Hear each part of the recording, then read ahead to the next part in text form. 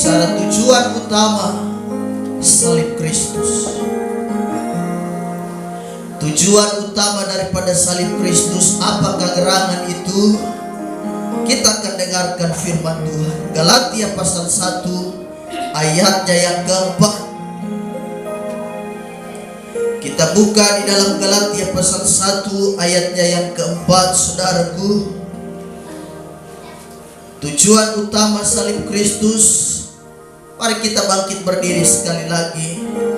Kita menghormati firman Allah dan kita bacakan satu ayat yang hebat ini secara bersama dengan suara yang mantap dan suara yang bisa didengar oleh semua kawan seiman.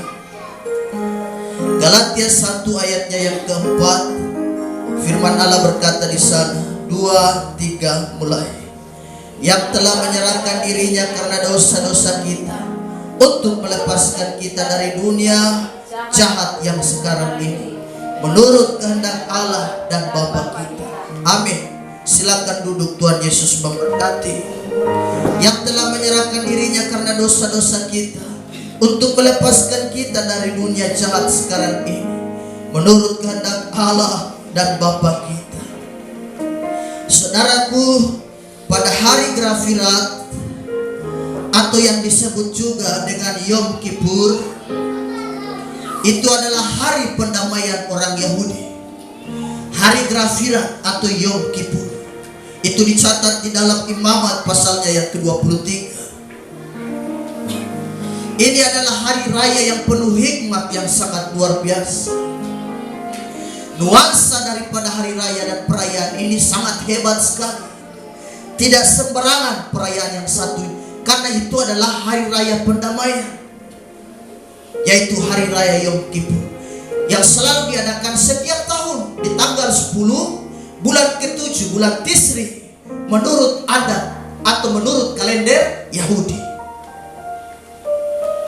di mana seorang imam akan mempersembahkan atau akan melakukan upacara ini. Dan seorang imam pun sebelum dia melakukan upacara ini tidak sembarangan. Yang melakukan ini adalah imam besar Harun dan keturunan anak-anaknya. Tidak boleh dia masuk dalam keadaan yang tidak layak.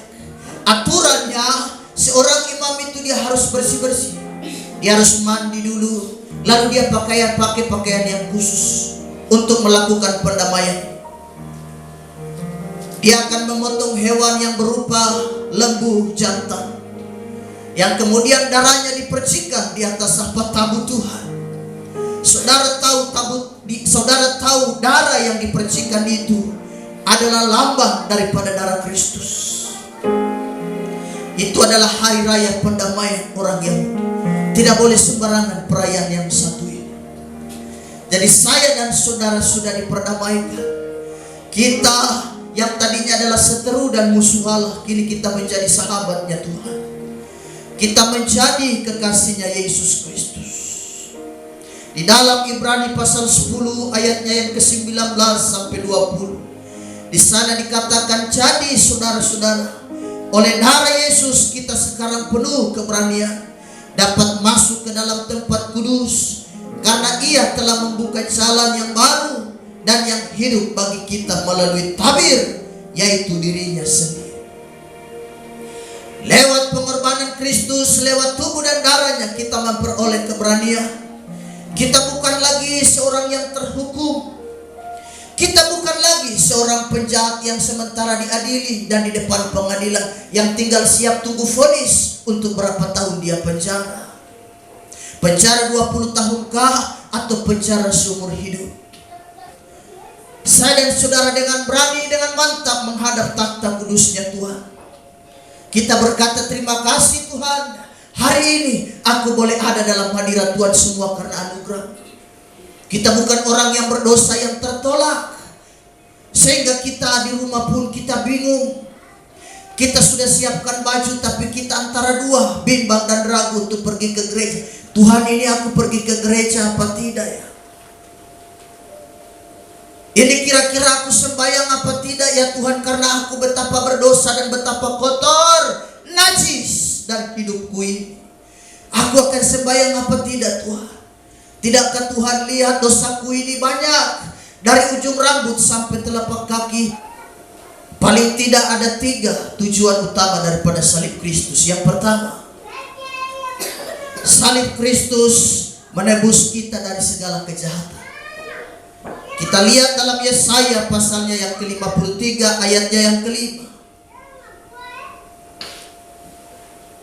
Yesaya 53 ayatnya yang ke-5, firman Allah berkata, tetapi dia tertikam oleh karena pemberontakan kita, dia diremukkan oleh karena kejahatan kita, ganjaran yang mendatangkan keselamatan bagi kita ditimpahkannya kepadanya, dan oleh bilur-bilurnya kita menjadi sembuh.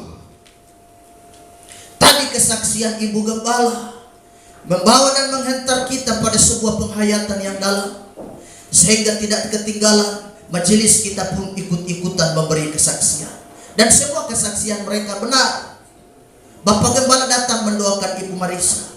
Bapak dan Ibu Gembala bersama majelis kita, Ibu Talahatu, yang dulu masih rumah sakit umum yang belum ditutup. Sekarang kan sudah ditutup. Dulu pakai yang sana, rumah sakit umum yang sana. Sekarang kan sudah dipindahkan ke kilometer 22 kalau tidak salah. Jadi Bapak dan Ibu Gembala bersama Ibu Talahatu pergi mau mendoakan beliau. Kesana dengan entengnya dan dengan gampang kami mau masuk ke ruangan. Suster mencegat kami di depan pintu serta keluarga dan berkata, mohon maaf, beliau sudah beberapa jam, 3 jam kalau tidak salah, tidak ada reaksi apapun. Jadi boleh dibilang mati sementara. Ya astaga, kami mendengarnya juga begitu. Jadi majelis kita Ibu Marisa ini sudah pernah mati dalam beberapa jam tanpa reaksi apapun. Karenanya Ibu Gembala kemarin waktu konsultasi dan mendengarkan keterangan dari dokter, Ibu Gembala menjadi takut karena Ibu Gembala beri keterangan kepada Bapak Gembala, ini akan dibius Esther sebelum dioperasi, dan kalau biusnya dia berlebihan anak ini mati. Itu kata dokter. Saya pikir-pikir bius juga berpengaruh ya. Kalau dia sampai berlebihan dan bagaimana berarti dia akan pasti mengambil nyawa anak ini. Wah, mendengar begitu juga jadi takut Ibu Gembala. Ya kita serahkan semua pada Tuhan. Kita hanya berdoa saja. Jadi karena itu yang pertama dari segala pelanggaran dan kejahatan kita, tujuan salib yang pertama, dia menebus kita dari kejahatan kita. Pelanggaran kita, kejahatan kita semua ditimpahkan dan diarahkan kepada Kristus Yesus. Dia layaknya orang yang telah melakukan onar dan kejahatan sehingga ditangkap dan dibunuh. Hanya karena pelanggaran dan kesalahan kita, kita bersyukur untuk kasih Tuhan. Kejahatan itu bisa meliputi apa? Sikap hati. Matius 12 ayat 34 di sana berkata, hai kamu keturunan ular bedudak, bagaimanakah kamu dapat mengucapkan hal-hal yang baik, sedangkan kamu sendiri jahat? Karena yang diucapkan mulut meluap dari hati. Pelanggaran dan kejahatan kita yang ditebus oleh darah Kristus adalah kejahatan yang bersifat adalah sikap hati kita. Kadang hati kita suka simpan dendam, hati kita ini jahat di hadapan Tuhan. Yang berikut adalah selain sikap hati adalah tindakan. Roma 3 ayat 12 sampai dengan ayatnya yang ke-15, di sana dikatakan, semua orang telah menyeleweng, mereka semua tidak berguna, tidak ada yang berbuat baik seorang pun tidak. Kerongkongan mereka seperti kubur yang ternganga, lidah mereka merayu-rayu, bibir mereka mengandung bisa, mulut mereka penuh dengan sumpah serapah, kaki mereka cepat untuk menumpahkan darah. Dikala Kristus menebus kita dari segala kejahatan, maka saya dan saudara akan memperoleh sikap hati yang benar.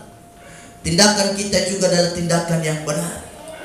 Tindakan-tindakan kita, tangan kita yang salah, kaki kita yang salah, kaki yang selalu terarah pada jalan-jalan yang tidak layak, pada jalan-jalan yang salah, sehingga Roh Kudus menjamah hatimu dan komando, jangan ke kanan nak, kau ke kiri. Jangan ke kiri nak, kau ke kanan. Ke kiri itu bahaya, itu sedang mengarahkanmu pada kejahatan, dan kau bisa celaka di ujung sana.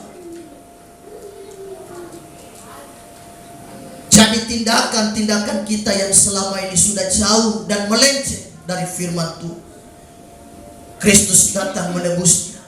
Kristus datang mengubah sikap hati kita. Jadi kita bersyukur untuk kebaikan Tuhan. Paulus berkata di dalam 2 Korintus 5 ayat 17, di sana dikatakan, jadi siapa yang ada di dalam Kristus, ia adalah ciptaan baru. Yang lama sudah berlalu, sesungguhnya yang baru sudah datang. Kita tinggalkan apapun yang bersifat hal-hal yang lama. Kita tinggalkan kehidupan yang lama. Perbuatan-perbuatan yang lama kita lepas dan buang. Karena saya dan saudara sedang mengarahkan diri kita kepada Kristus. Yang baru sudah datang. Itulah yang dikatakan dalam 1 Korintus 3 ayat 16. Di sana berkata, tidak tahukah kamu bahwa kamu adalah bait Allah, dan bahwa Roh Allah diam di dalam kamu. Menjelang kedatangan Yesus pada kali yang kedua, dia akan menyucikan bait Allah, membersihkan hidup saya dan saudara. Mari saya dan saudara, jikalau ada sikap hatimu yang salah, yang masih bengkang dan bengkok, hari ini minta Tuhan meluruskannya dalam ibadah perjamuan kudus hari ini. Kita minta Tuhan tolong ampuni saya dan saudara. Kita berdoa, jika sejauh ini saya dan saudara melayani Tuhan masih salah, masih punya pemikiran-pemikiran negatif terhadap istri, terhadap anak, dan terhadap suami, bahkan terhadap gereja dan terhadap gembalamu, kau minta ampun di hadapan Tuhan. Adakah kau menaruh dendam dan menaruh hati yang jahat terhadap hamba Tuhan atau terhadap sesama? Dalam ibadah kebaktian ini, aku mohon kepadamu, please, sekali lagi, tinggalkan itu, jangan bawa pulang ke rumah. Tinggalkan itu di sini. Segala sikap dendam hatimu, segala roh kepahitan, kita berdoa hari ini, kita tinggalkan di sini. Jangan bawa pulang ke rumah. Kau bawa pulang ke rumah adalah hati yang baru, roh yang baru. Kau pulang ke rumah dengan mantap, dengan sukacita.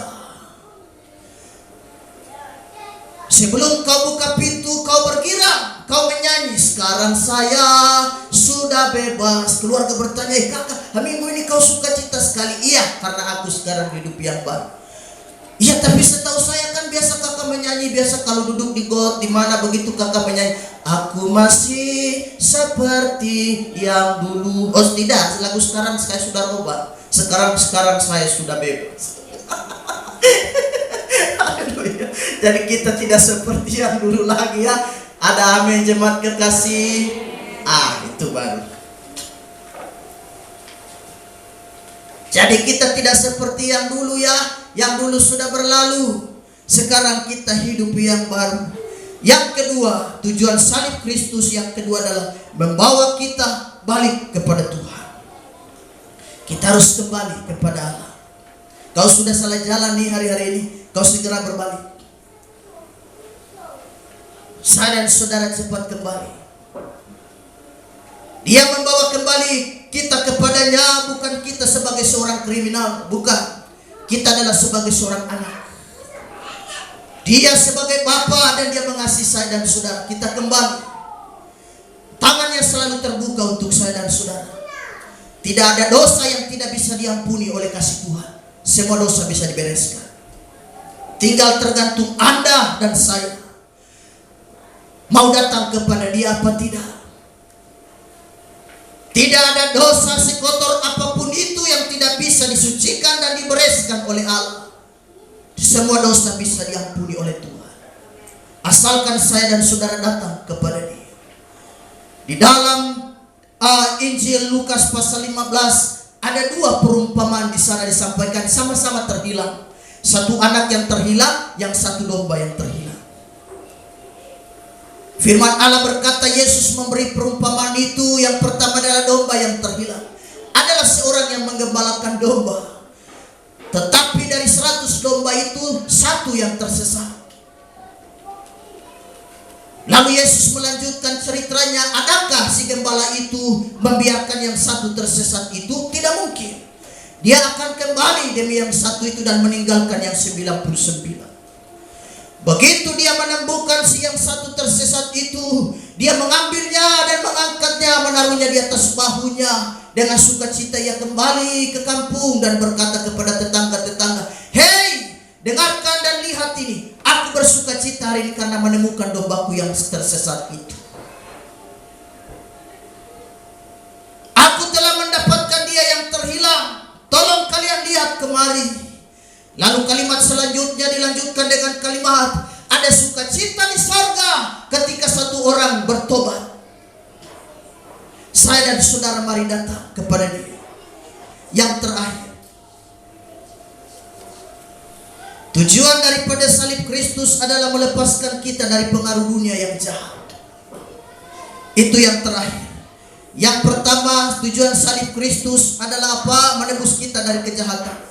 Dan yang kedua, tujuan salib Kristus adalah membawa kita pulang kepada Dia, membawa kita balik kepada Kristus. Dan yang terakhir, tujuan salib Kristus melepaskan kita dari pengaruh dunia yang jahat. Tadi dalam Galatia pasal 1 ayat 4 berkata, yang telah menyerahkan dirinya karena dosa-dosa kita, untuk melepaskan kita dari dunia jahat yang sekarang ini, menurut kehendak Allah dan Bapa kita. Bahkan dalam Yohanes 17 ayat 15 berkata, aku tidak meminta supaya engkau mengambil mereka dari dunia, tetapi supaya engkau melindungi mereka daripada yang jahat. Dunia hari-hari ini jahat, saudara.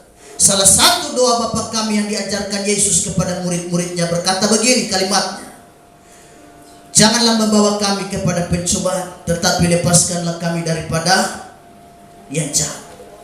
Itu bukan hanya sekedar doa, itu adalah sebagai ungkapan sebuah permohonan kepada Tuhan. Tolong Tuhan, bantu kami, karena dunia ini adalah dunia yang jahat. Bagiku mujizat yang terbesar adalah ketika saudara hidup dengan kudus di tengah-tengah dunia yang tidak kudus ini. Bagiku mujizat yang terbesar dalam hidup kita adalah kalau kita bisa hidup benar di tengah-tengah dunia yang tidak benar ini. Itu sudah masuk kategori mujizat. Jika saya dan saudara hidup kudus, hidup benar di tengah dunia yang kacau ini, itu sudah kategori mujizat yang luar biasa. Itu saya dan saudara perlu syukuri, karena godaannya di mana-mana.